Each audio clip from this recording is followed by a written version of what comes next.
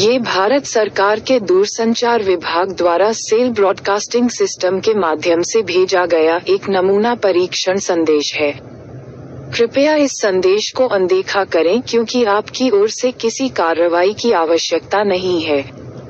यह संदेश राष्ट्रीय आपदा प्रबंधन प्राधिकरण द्वारा कार्यान्वित किए जा रहे पैन इंडिया आपातकालीन चेतावनी प्रणाली का परीक्षण करने के लिए भेजा गया है।